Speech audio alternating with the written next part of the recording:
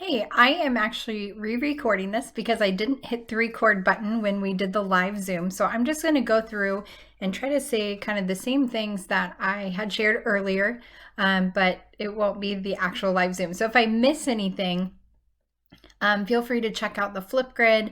Let me know if there was something specific you wanted to hear again, and I will do my best to get that to you. So this is PBL for elementary. I am currently a first grade teacher, but moving to a K-5 STEM position next year. I've also taught fourth and second grade, so kind of giving you both ends of the spectrum with PBL. This first slide is just defining PBL versus just a project. And I like when doing a project is defined as like the dessert, right? Like you do all the teaching and then your project at the end is like the dessert. Whereas when we do project-based learning, one way that I kind of gauge whether I'm really doing project-based learning is if it starts with the project. On day one, the kids know what the end goal is. You've asked this big question and they know what they're working towards. That project could end up looking a million different ways, but to be truly PBL, they have to know from the get-go. It's not, we're going to learn about presidents for 2 weeks and then I'll tell you about this cool little project we're going to do that takes like one day. So these are some good description words to describe the difference. But when we're creating PBL, when we're planning a PBL, you have to start with the standard. So when we're planning, we should always start with the standard. But I think sometimes in PBL, we get caught up of thinking of a cool project, or we think of a cool idea of something we want the kids to do. And if we start there, we're going to have some pretty weak standards. We're going to not be really focused on the formative assessments. We're not going to be thinking about mastering standards. We're going to be so focused on that project that it just won't have the weight and the depth that it could. So we want to start when we're really sitting down to plan for a PBL, that we want to start with the standard. Now, Nancy Smith was in our session and she shared, a lot of times PBLs come organically and we don't start with the standard. And that's absolutely right. Sometimes they happen organically. And if that is the case, go with it. I'm not saying that if you don't start with the standard, you're not doing PBL. I'm just saying when you sit down to plan for a PBL, like if you're like, we want to do a PBL, start with your standards. But if they happen organically, those are usually the best ones. So don't be afraid like, oh, this is a really cool idea, but I'm not going to do it because I have to go back and think about my standard. Like if you can see where it's going to connect, go for it. And then the other thing with standards is you're going to hit a million standards with one PBL. Like you just really are. Naturally, they're going to come. But I want you, when you are planning, to really zero in on this PBL. What am I really going to focus on assessing? Because even in PBL, we want to be assessing kids throughout the project and making sure they're learning what they need to know. So zero in on the 1 to 3 standards that you really want to make sure they're mastering. But you can also kind of see, okay, we're doing all these other standards, whether, it's a review standard or maybe kind of giving like a maybe something you haven't direct instruction taught yet, but like you're going to get to it. And so we're kind of dipping into it a little bit. You're going to see those come up, but really focus on what you're going to formally assess. The next thing is once you've determined what standard you want to plan for, think about the real world connections. You have to make this real for kids. You have to make them feel important. Now, sometimes I will say, I have completely made up a scenario. Like it could be some outlandish. I shared about my zombie PBL, and I'll get into that a little bit later. But it can be outlandish, it can be kind of crazy, but it needs to be connected to them in a way that they feel important. So think about your community, think about jobs. What are some things that they can connect this to? These project pictures here was kind of more of a fun PBL at the end of the year. We had been doing a lot of talking about design thinking and the engineering process and building prototypes. And I had just happened to be on a women's retreat with a friend, and she had a cat that she let outside, and she wanted to know what the cat was doing because it would just disappear for days and like come back and want food. And so she wanted to know what her cat was doing, and she had seen that they had like dog kind of like GoPro holders, and she wanted one for her cat. But the dog ones didn't work because if you look at the structure, and so bringing a little bit of science of looking at the structure of a cat, their chest is more face down than a dog's. The dog's is more upright. And so it didn't work for the cat. And so she was really having to think about the structure of her pet in creating this. And she had tried a few prototypes and nothing had worked. In fact, she had lost a camera on one occasion. So she already has the camera. We Skyped with her. We talked with her. She gave them the dimensions of the camera and they started prototyping. Most of the ones in this picture here are their 4th or 5th time around. So it was a great project of figuring out what works and doesn't work. And she actually tried them out on her cat, and she sent us the video that was captured on the camera in the holder they created. So we had lots of collaboration with her. They shared ideas. I gave her the prototypes to try out. She gave them back and gave them feedback. It was a really cool process. So even though it was kind of silly idea, they really felt like they were helping her, and they were convinced that she was an inventor. She showed some other things. She's just kind of a quirky little friend I have and loves to think up ideas, and she's very creative. So they thought, oh my gosh, she's an inventor. Look at these things she's created or ideas she has. And so they thought she was amazing. So that was kind of a cool connection. But that made that project so important. We were doing measuring. They had to do presentations. They were speaking to her, soft skills of collaborating with an adult, even knowing how to communicate with her, to share their thinking, to fail and try again, and all of that. So it was a lot of good skills there that you can't even really put on paper that happened. Once you have your standards, you've got this idea of how you can make it real, how can you connect it to kids, the real world, you start building backwards. So you need to kind of think about, okay, what are the kids most likely going to create? Where are they going to go with this? For example, in this picture, you'll see some kids, this is actually a museum exhibit. And the question I posed to them is, how can we teach younger children about the history of Kansas? So we were planning a museum for Kansas Day, and we wanted all the younger kids to come and learn about the history of Kansas. And we met with the director of the Kansas History Museum in Topeka, and we talked about how we can't drive there and how we got to bring the museum to them. And we talked a lot about like how museums have changed and how they become interactive.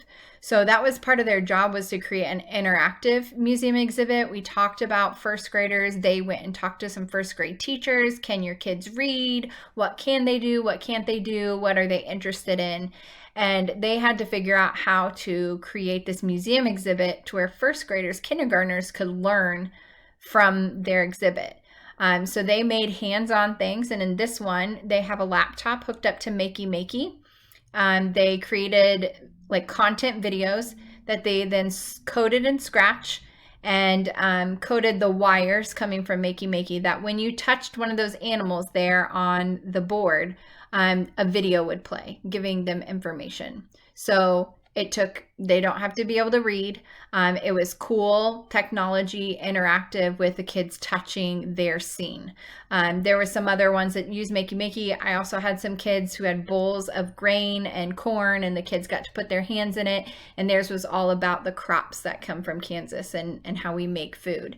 And that's a big crop in Kansas. So anyways, they kind of went all their different ways. Not all of them were this high tech.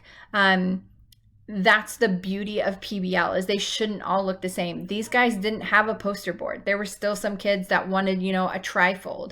I think I had 2 groups out of the 6 that still wanted that trifold. This group did not. They wanted to create video, and they wanted it to be tech and hands-on. So that is what PBL should look like. They should look all different.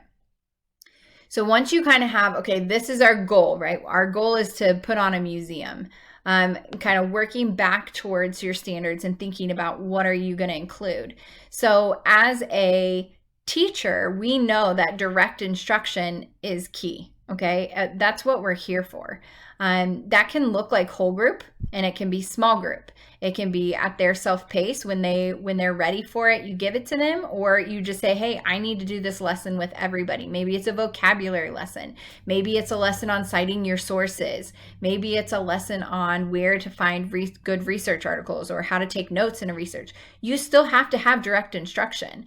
And I think when I first started exploring PBL, I was under the impression that kids were just magically going to learn on their own, because that's kind of the impression I was getting from some of the gurus out there. And I think at the middle school and high school level that maybe that happens more, but we're first, second, third, fourth, fifth grade teachers. Like, we still have a lot to teach them. So just keeping those lessons short. A lot of times I would start with a mini lesson and then the rest was project time. And so then the rest of the time during the project time, that's when I could meet with small groups and I could continue to do direct instruction with some of those groups. Poke and prod, ask questions, question what they're doing. What are your next steps? Where are you going to go? Are you on task? Are you on, are you going to meet your deadline? It freed me up to do that, but there's still direct instruction there. You might do simulations, put them in someone else's shoes. I did Oregon Trail when we were learning about that. They played the Oregon Trail. That's a simulation. People dying, getting snake bites, typhoid fever. Like, they were learning about things that happened along that trail in a game form.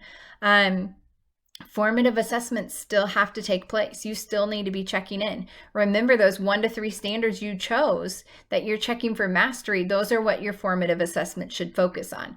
They shouldn't focus on all the 60 skills and things that that come naturally.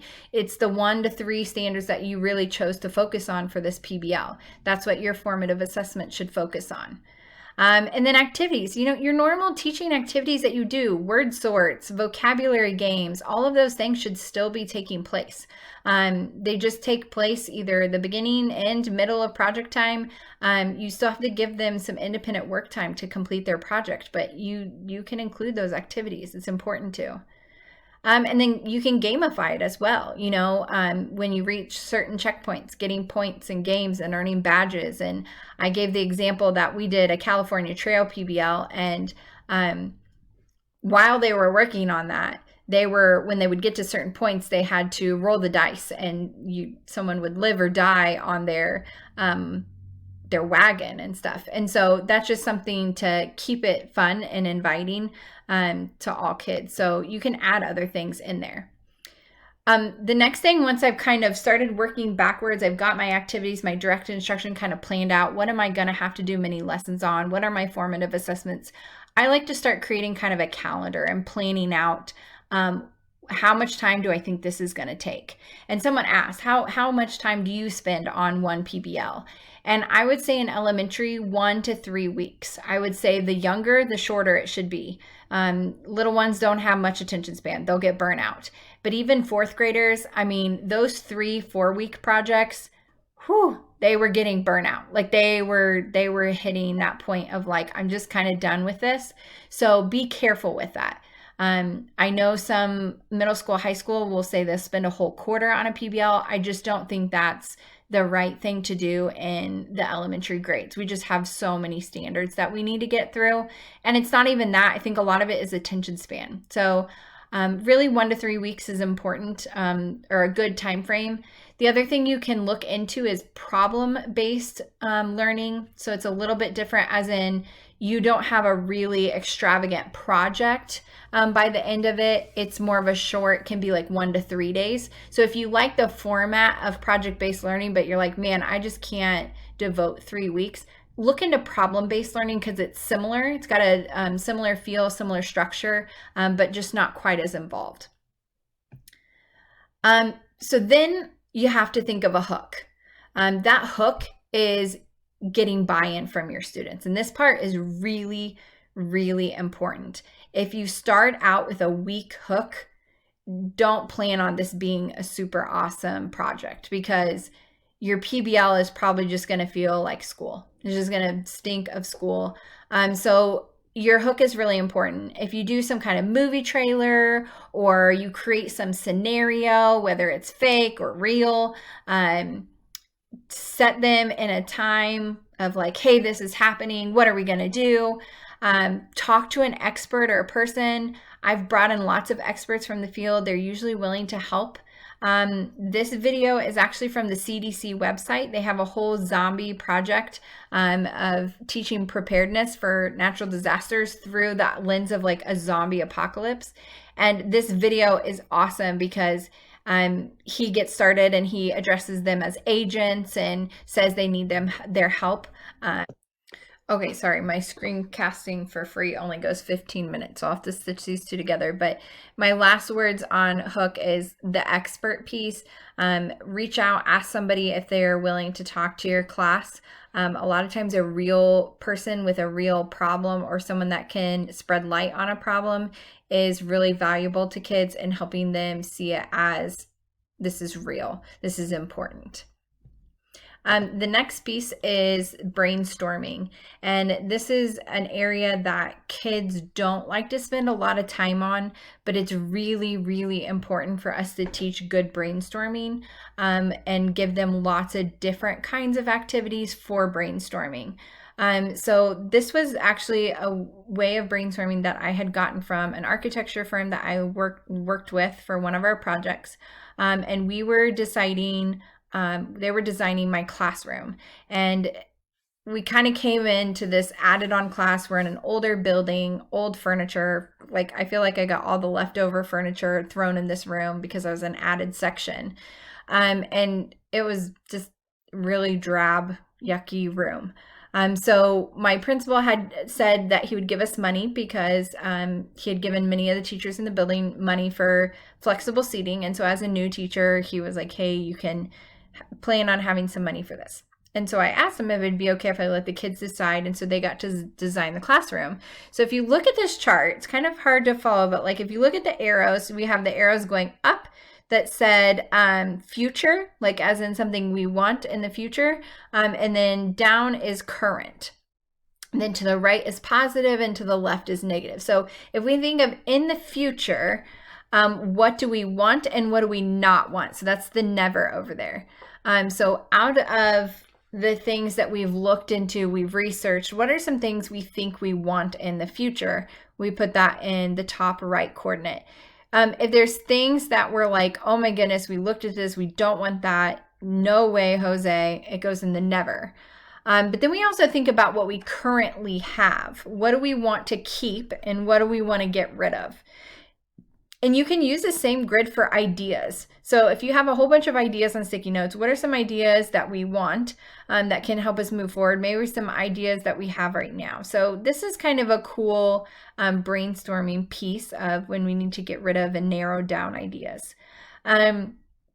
The tech rabbi shared this at a conference I went to not too long ago, and he's a great follow on creativity and brainstorming.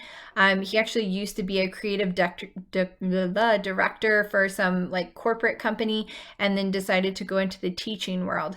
And he said, like, how often do we sit in a committee meeting and we come up with 2 or 3 ideas to solve a problem, and then we choose one by the end of the meeting? That's not really innovative problem solving. We're going to probably solve problems similar each and every time, and we're probably not coming up with the best solution there is out there because we're really not spending enough time thinking. And that's how kids are. Kids want to, like, I got this idea, I'm going to see it all the way through. I don't want to change my mind. I don't want to do anything else. This is my idea and I'm sticking to it. And he said, how often do we sit down and we come up with 50 ideas and then we narrow it down? And we try a few out and then we choose one. Like, we rarely do that. And a part of it was we think time, but we're making a big decision. That's really how we should be treating those decisions, not just picking one and going with it and sticking with it. Because it's not always the best choice. And if you stick with it, then you force it, right? And so that's what happens with kids. And so I always tell kids, don't get too attached to your idea. And it gets to the point where they kind of start saying it before I do, don't get too attached to your idea.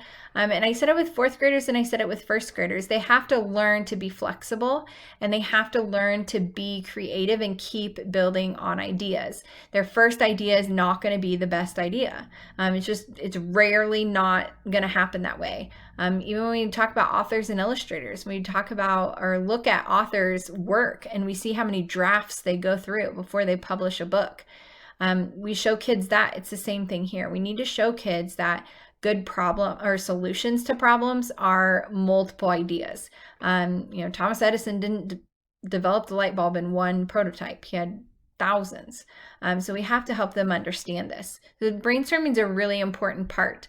Another one of my favorite brainstorming activities is when kids, I just give them a blank piece of paper and they sketch out ideas, or sometimes I will even find kind of inspirational ideas, or the kids can online.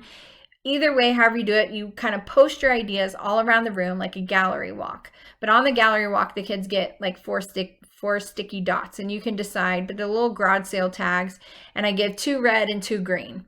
And the green, they're going to walk around, and we always talk about walking all the way around the room before they decide where to put their dots. But they're going to put the green dot on the ideas they like the most.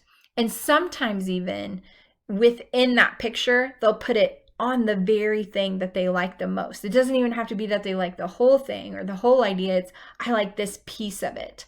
And then they have 2 red dots, and those are for ideas that they don't think are going to work, or ideas that they don't like. And again, it might be a specific part. Maybe it's just a color of something they don't like, but they can put that red dot on the ideas they don't like. And then as a whole class, you can kind of narrow down, oh wow, look, these ideas have a lot of green dots on them. But let's also look at where the red dots are. What is it that we don't like about that? What do we want to make sure we avoid in our solution to our problem?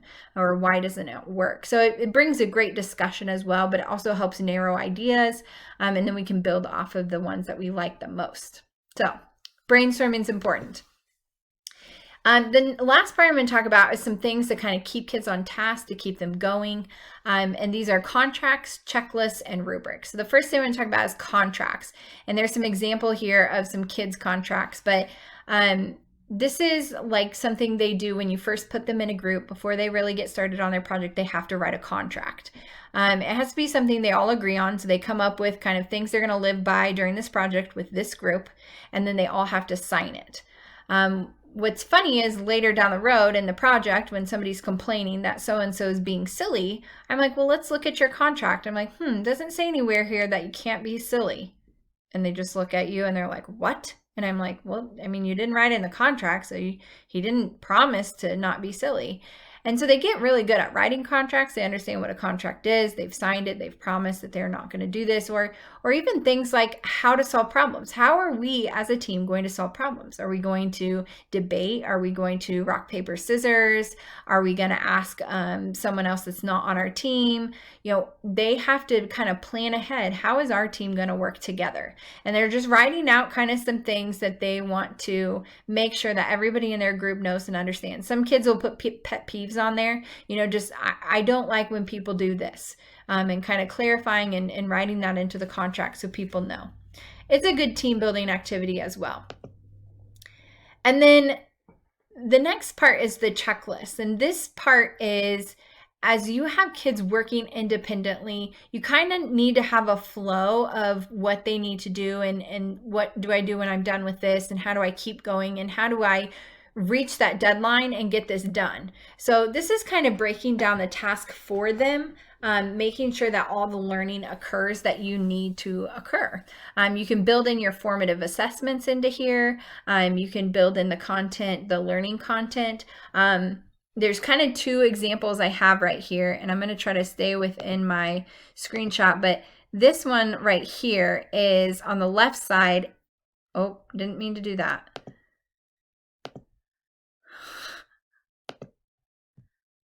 Sorry, the one on the left is for like intermediate grades, where you're really spelling out what you want them to do. I liked doing this, where I really put in these things to know and kind of use those vocabulary words, making sure that they understand that they need to be responsible for knowing what those words mean. And then over here on the left side, I have whether it's a group activity or an independent. So we talked about if it's independent, that means every single person in your group has to complete that, not as a group. You don't get to turn in one paper, like that means independently. And then they can kind of keep track. So each kid got this, they could keep track of where they were at. And then there were group tasks. This is something that you're creating as a group. You'll notice I have a Nearpod code. On this one, I say post on Seesaw. So I kind of give them direction of where I want them to put it. So this is as independent as possible, self-paced. They can keep moving through. For first graders, I came across the grid method, which was developed by the Teach Better team. And actually, since this recording, he is Chad, the designer and developer of this idea, is actually going to be doing a Zoom session on the grid method. So if you want to know more about this, if you're watching this before 2 o'clock on Sunday, he is going to be joining us, which I'm super excited about. But it takes the web's depth of knowledge, and it starts with level 1. So these are like kind of them taking in information, getting the content that you need them to know. And then once they complete all the level 1, I don't care what order they do the level 1 in, but it needs to be completed before they go to level 2. Once they get to level 2, it starts to get into kind of applying some of those skills, sorting things. There's a little bit more formative assessment, checking in, how are we doing? And then we get to level 3 and we start applying. Okay, well, what does this mean? Or what am I thinking? Or how does this apply to real life? And then the level 4 would be your project. Now this grid was not necessarily for a PBL, so my project wasn't really PBL, but that's where you would put your project. That's what they're working towards, right? Like they're getting there. All of these things are important to getting them to their project. I just wanted to more show you the structure for this and what it looks like. And then, let me get you back in a window here. The last part is rubrics, and I think we're all familiar with rubrics, so I won't spend a lot of time here, but I do a lot of times do a group collaboration rubric, and then this is more of like a standard-based rubric based more on the content and the standards that I wanted them to master. You will notice that there's a couple collaboration things at the bottom of this. Oftentimes with the collaboration, I have them rate each other in their group so that they're kind of getting a chance to voice how their coworkers, their group members are doing. And then this is something that I do before, like we talked about the work time. So I might do like a mini lesson, and then before they get started on their project, these are the things that I ask them to think about, and they have to write down and record before they can move on. So I make them show this to me before they get started. So what are you working on today, and what do you need to accomplish today? And so that's kind of a good moment for them to check in and set direction and goals for that time. At the end, if we have time, I try to wrap up so we have 5 minutes to sit and think, clean up and think, what went well, what didn't go well today, what are our goals for tomorrow? And this gives them a good starting point tomorrow when they sit down to get started and they're writing what are they going to work on. They know where they left off. So it's a good point for them to pick up with. And then some people had asked in the session for pictures. This is, now I'm not going to be able to think of his name, but it works at Gold Evans, and he came down and brought 2 of his colleagues, and this is him brainstorming with my 4th graders. It was just phenomenal. He was getting them to think of so many different ideas beyond what they had thought of. He asked so many good questions. You can tell he does this for a living. It was just fabulous. He worked so well with my students. And then he offered to actually come back. So this is just brainstorming. And then he came back and listened to their presentation. So you'll see him here in the picture down on the bottom, but they all had their designs to scale. Everything had to be to scale. We used the metric system because it was much easier for my students in 4th grade. So it was good exposure to the metric system because they are not used to using those quite as often. And they had to build everything to scale. So the things that we are keeping in the classroom and the things that they were getting rid of or wanting to add to our classroom, they had to find out the measurements and they had to build it to scale. And they also had to stay within budget. So that was a big part too. Like our principal had only given us so much money. They had to have a theme. So his name was David from Gold Evans. He really promoted that they needed to create some kind of theme if they wanted somebody to buy into their idea. And so that was a big part of it. But they presented, their parents were invited. We invited John Allison, our superintendent, and he came and they set up the room and they made the invitation. So it was a cool project. And then everything came in, right? So they had to put everything together. We learned how to read directions. We actually had to come in on the weekend to do this. So my kids gave up their Saturday and Sunday. Many of them walked over to the school or came with their parents. We painted the room. That was a big thing, is they wanted it to feel like it was outside, and that drab cream color just wasn't doing it for them. So we painted it blue. We made a complete disaster. I'm sure the carpet needs to be replaced.